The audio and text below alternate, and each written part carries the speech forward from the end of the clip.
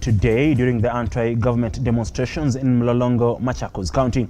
Protests were also witnessed in various parts of Nairobi, with the property worth millions destroyed as Kenyans took to the streets to decry the high cost of living.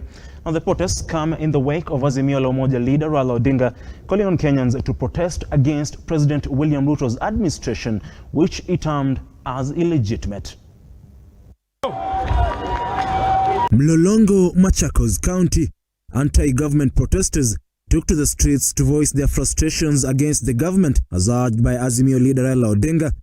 However, the protests took a different turn after 3 people lost their lives with dozens of others injured after a battle ensued between the protesters and the police officers. With the police castigated for the use of excessive force in Kisii County, the law enforcers engaged in running battles with protesters after supporters of Governor Simba Arati and those of Majority Whip Silvana Sosoro engaged in a fight before the police intervened.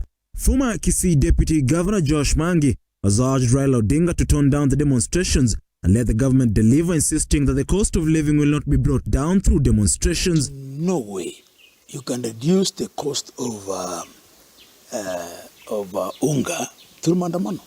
Instead, what you're doing, you're increasing the cost, because people today, there's no business going on. Our children did not go to school today. People are not even doing farming today because there's mandamano. Only one way of reducing the cost of unga is by producing more maize. And that's why I support the president 100%, that we subsidize fertilizer so that we promote production of maize. In Nakuru County, police were forced to use tear gas canisters after the protesters took to the streets. Most businesses in the area remained closed, while others were looted, with the protesters calling out President William Ruto for the high cost of living, contrary to what he promised during the campaigns.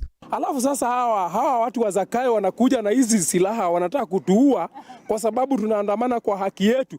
Hatutawacha kuandamana. Unga imepanda bei, hata sufuria hadi saizi inatoboka. Umeona?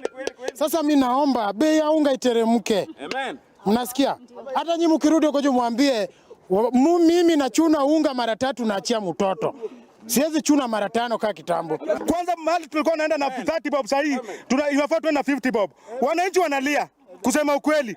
Cause ukiambia mtu atoe pesa, atoe hata 50 mahali ya 30, anaona ni ngumu. In Makueni County, police officers were overpowered by protesters, with a police car burnt and one person reportedly succumbing to his injuries. The situation was the same in Kisumu, Homa Bay, Mombasa, with officers on the radar for the excessive use of tear gas around schools in Nairobi County. However, the question remains, who is to blame for the demonstrations and the loss of lives? Ian Keitani, Lukap TV.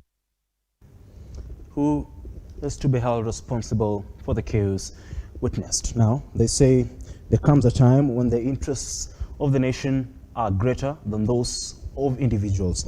The CS for Transport, that is Kipchumba